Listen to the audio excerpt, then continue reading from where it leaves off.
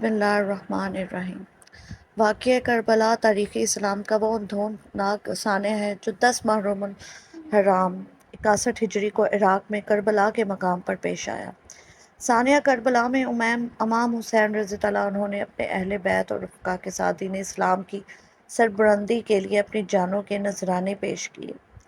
تاریخ عالمی شہادتوں کی ایسی لازوال داستان آج تک نہ پیش کر سکی کہ جس میں ایک مجاہد نے اپنے پورے کنبے کو دین اسلام کی سربلندی اور رب کی رضا کے لیے قربان کر دیا۔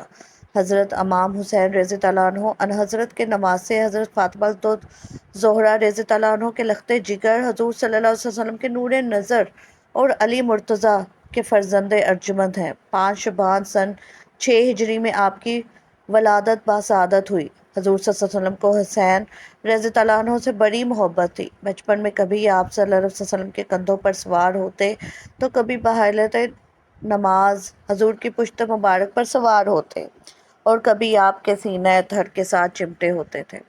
جب پشت مبارک پر ہوتے تو حضور صلی اللہ علیہ وسلم کو سجدوں کو لمبا فرما دیتے۔ حضور فرماتے ہیں کہ حسین مجھ سے ہے اور میں حسین سے ہوں۔ حسن و حسین جنت کے نوجوانوں کے سردار ہیں۔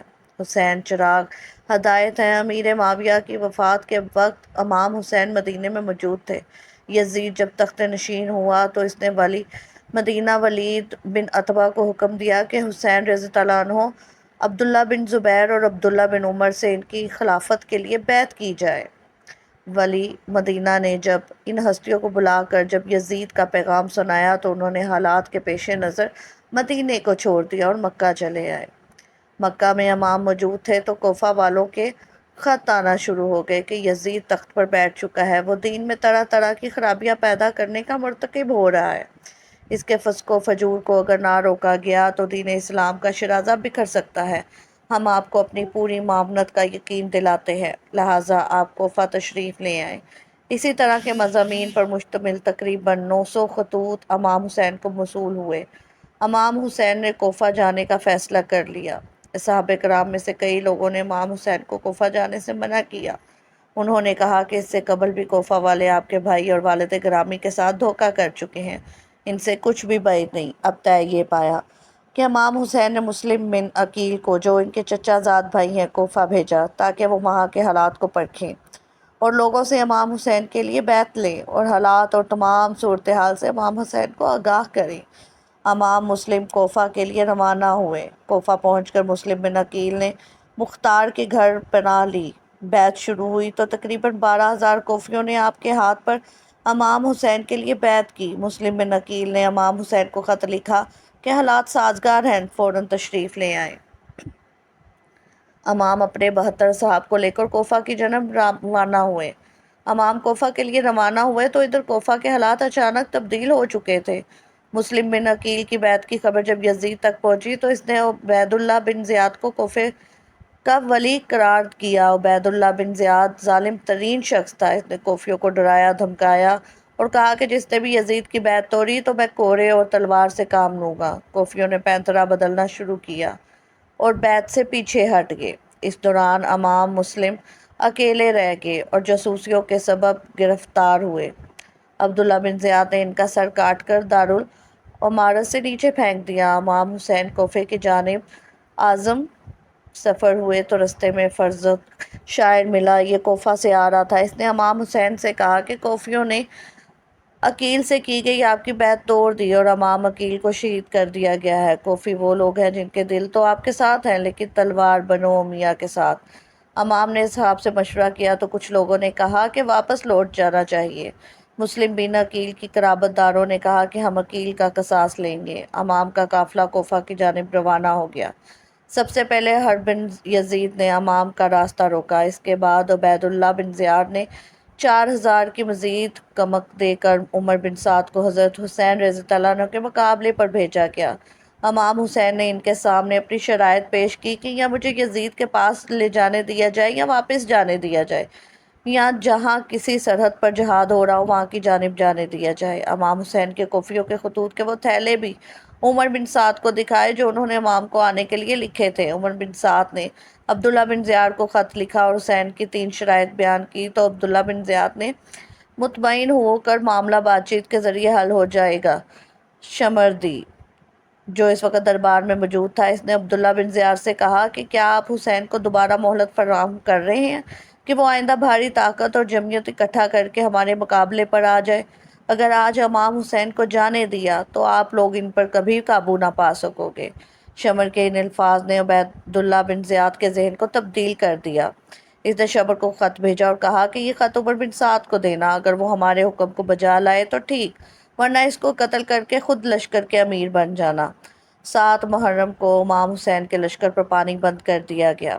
دریائے فرات ٹھاٹھے مارتا رہا اور وہاں سے حسین رضی اللہ عنہ یا ان کا کوئی بھی لشکری پانی نہیں پی سکتا تھا۔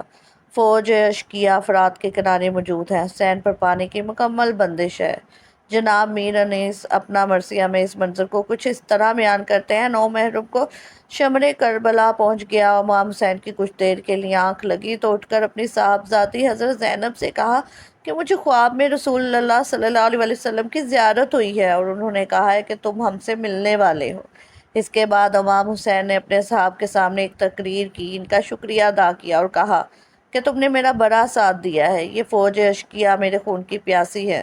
میں حسین تمہیں یہ کہتا ہوں کہ تم لوگ رات کے اندھیرے میں واپس چلے جاؤ، عورتوں اور بچوں کو بھی ساتھ لے کر جاؤ۔ امام حسین نے فرمایا کہ بیٹا علی اکبر، چراغ کو گل کر دو، اور اس صحاب سے کہا کہ وہاں اگر کوئی پوچھے کہ حسین کو تنہا کیوں چھوڑا تو کہہ دینا عورتوں اور بچوں کی وجہ سے ہمیں حسین نے واپس کر دیا۔ جب چراغ دوبارہ جلایا گیا تو تمام اصحاب موجود تھے، کوئی بھی واپس جانے کے لیے تیار نہ تھا۔ زہیر بن کین نے کہا کہ اے امام حسین، اگر دشمن ہمارے جسموں کو کینچیوں سے بھی کترے کترے کر دے تو بھی ہم آپ کی مدد سے پیچھے نہ ہٹیں گے۔ 10 محرم کی صبح ہر نے یزیدی لشکر کو چھوڑ کر امام کے لشکر میں شمولیت اختیار کر لی۔ امام نے دشمن فوج کے سامنے خطبہ دیا، پہلے اہل بیت کے مناقب بیان کیے، پھر اپنے بارے میں بنی کی احادیث بیان کی۔ فرمایا کہ ہم شباب اہل جنت ہیں، حضور کے نواسے اور بطول و علی کے بیٹے ہیں۔ تمہارے لیے کسی طور پر بھی جائز نہیں کہ میرے خون سے اپنے ہاتھ رنگ دو۔ کیا میں نے کسی کو قتل کیا ہے جس کے قصاص میں تم مجھے قتل کر رہے ہو؟ کیا میں نے کسی کا مال لوٹا یا کسی کو زخم لگایا؟ امام حسین نے ایک ایک کوفی کا نام پکارا اور کہا، اے فلاں بن فلاں، اے فلاں بن فلاں، اے فلاں بن فلاں، کیا تم نے مجھے خط نہیں لکھے تھے؟ کیا مجھے آنے کا نہیں بولا تھا؟ یہ لوگ یزیدی فوج میں موجود تھے تو وہ لوگ مکر گئے۔ امام حسین رضی اللہ عنہ نے وہ خطوط کے تھیلے عمر بن سعد اور شمر کو دکھائے جو ان کو لکھے گئے تھے، لیکن کیا کہیں کہ بدبختی و لعنت فوج و یزید کا مقدر ہو چکی تھی۔ اتنا سمجھانے کے باوجود بھی اقتدار اور زر کی ہوس نے انہیں اندھا کر دیا تھا۔ کوفیوں نے ایک نہ سنی۔ فوج کے عہدیداروں کو یہ معلوم تھا کہ اگر یزید کو خبر ہو گئی کہ ہم نے امام حسین رضی اللہ عنہ کو بلایا ہے تو وہ ہمیں قتل کر دے گا۔ یہی وجہ تھی کہ حسین رضی اللہ عنہ کو یزید تک نہ پہنچنے دیا گیا۔ سب سے پہلے عمر بن سعد نے حسینی لشکر کی جانب تیر چلایا۔ کہنے لگا، گواہ رہنا، پہلا تیر چلانے والا۔ اب باقاعدہ جنگ کا آغاز ہوا۔ امام حسین کے سپاہی ایک ایک کر کے اپنی بہادری اور شجاعت کے جوہر دکھاتے ہوئے جام شہادت نوش کر گئے۔ اہل بیت احتحار میں حضرت عباس کے بازو قلم کر دیے گئے۔ حضرت قاسم امام علی اکبر داد شہادت دیتے ہوئے شہادت کے مرتبے پر فائز ہوئے۔ اونوں محمد شہید ہوئے۔ پھر 6 ماہ کے امام علی اصغر کو حسین کے ہاتھوں پر حلق میں تیر مار کر شہید کر دیا گیا۔ 10 محرم کی شام پھیلنے لگی تھی۔ حسین کے ساتھیوں نے میدان کربلا میں بڑی بہادری اور شجاعت دکھائی۔ اب آخری باری حسین بن علی کی آئی۔ حسین میدان جنگ میں پہنچتے ہیں۔ علی کا شیر حیدری جب حضور کا امامہ اور پٹکا باندھے علی کے ذوالفقار لے کر میدان کربلا میں پہنچا اور ایک ایک کو بھیڑ بکریوں کی طرح کاٹنے لگا اور کہنے لگا، آؤ 3 دن کے بھوکے اور پیاسے کی جنگ دیکھو، علی کے فرزند کی جنگ دیکھو۔ دشمن کی فوج میدان چھوڑ کر گھر بھاگنے لگی۔ جب شمر نے یہ منظر دیکھا تو کہا کہ تم اکیلے اکیلے کس کا مقابلہ نہیں کر سکتے، سارے مل کر ایک بار کی حسین پر حملہ کر دو۔ میدان کربلا میں سینکڑوں نیزے، تلواریں، خنجر اور تیر حسین کی جانب بڑھے۔ حسین کو شہید کر دیا گیا۔ شمر نے خونی سے کہا کہ اس کا سر کاٹ لو۔ وہ آگے بڑھا تو اس کے ہاتھ کام گئے۔ پھر شقی سنان بن انس نے یہ کام انجام دیا۔ بعد از القتل کے حسین کے سر کو نیزوں پر بلند کیا گیا اور لاش کو گھوڑوں سے روندا گیا۔ کربلا میں ایک قیامت برپا ہوئی۔